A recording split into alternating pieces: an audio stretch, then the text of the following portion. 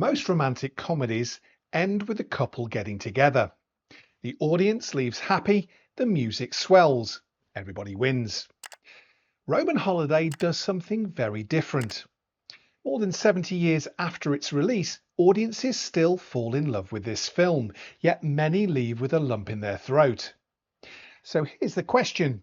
Is Roman Holiday simply a charming romantic comedy, or is it one of the most bittersweet love stories Hollywood ever put on screen? Let's find out. Roll titles.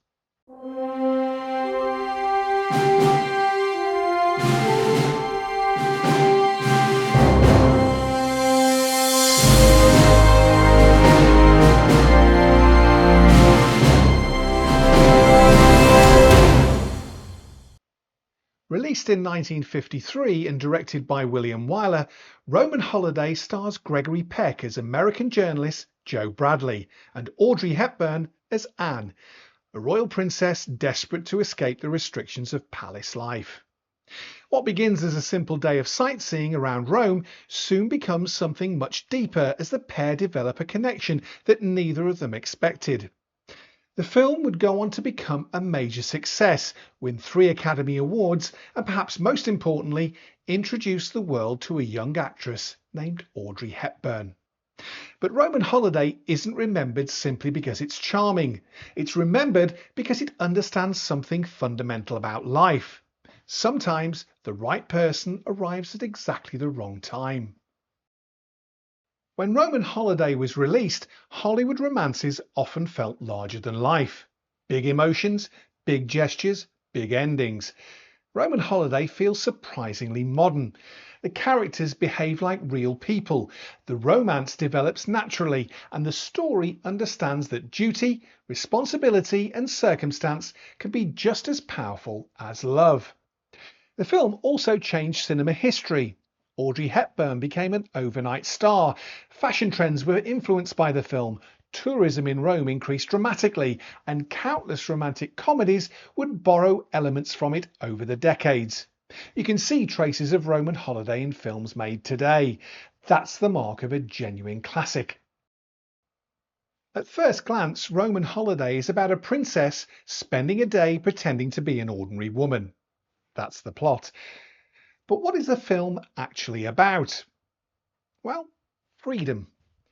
Princess Anne has spent her entire life being told where to go, what to wear, and how to behave. For one day, she gets to decide for herself. She can walk where she wants, eat what she wants, meet who she wants. The romance is important, of course, but beneath it all, this is really a story about discovering who you are when nobody is watching. Joe Bradley is going through a similar journey. What starts out as a career opportunity gradually becomes something more meaningful. And that's why the relationship works. Each character changes because of the other. But here's what makes Roman Holiday so special. Many films can make you laugh. Many films can make you smile.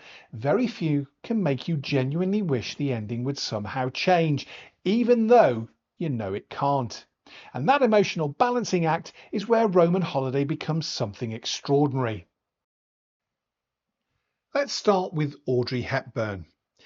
This was her first major starring role, and it's difficult to imagine a more impressive debut. She brings warmth, intelligence, vulnerability and humour to Princess Anne. The character could easily have become overly sweet or naive. Instead, Hepburn makes her feel authentic. You completely understand why Joe falls for her and why audiences do too. Gregory Peck is equally important to the film's success. Peck was already a major star when production began. Now, he could easily have dominated the picture, but instead he plays Joe with remarkable generosity. His chemistry with Hepburn feels effortless. The pair themselves never seem like actors performing scenes. They feel like two people genuinely enjoying each other's company. Director Wyler deserves enormous credit. Rome itself becomes a character. The city feels alive. Bustling streets, historic landmarks, outdoor cafes. Everything contributes to the sense that we're experiencing this adventure alongside the characters. The decision to shoot on location was unusual at the time and gives the film a freshness that still feels remarkable today. One of the most famous stories surrounding Roman Holiday involves Gregory Peck himself. During filming, Peck quickly realised that Audrey Hepburn wasn't simply a promising newcomer. She was a star. He reportedly insisted that Hepburn receive equal billing because he believed audiences would leave the cinema talking about her. He was absolutely right. The film earned Hepburn the Academy Award for Best Actress, a remarkable achievement for a performer making her first major Hollywood starring appearance. There's also an important piece of Hollywood history attached to the screenplay. The script was written by Dalton Trumbo, who at the time had been blacklisted during the McCarthy era. Because of that blacklist, he initially received no screen credit. Years later, Hollywood finally corrected the record and acknowledged his contribution. It's a reminder that even behind this delightful romantic comedy lies a fascinating piece of film history. So let's return to our original question. Is Roman Holiday simply a charming romantic comedy? No, it's much more than that. Yes, it's funny, yes, it's romantic, and yes, it's wonderfully entertaining. But what elevates Roman Holiday into the ranks of true classics is its honesty. The film understands that not every great love story ends the way we want it to. Sometimes the value of a relationship isn't measured by how long it lasts. Sometimes it's measured by how much it changes the people involved. Audrey Hepburn delivers a star-making performance. Gregory Peck is effortlessly charismatic. William Wyler's direction is superb, and the emotional payoff remains just as powerful today as it was in 1953. For me, Roman Holiday isn't merely one of the greatest romantic comedies ever made, it's one of the most human films Hollywood has ever produced. But what do you think? Is Roman Holiday the greatest romantic comedy of the classic Hollywood era, or do you prefer films like Casablanca, Brief Encounter, or An Affair to Remember? Let me know in the comments below.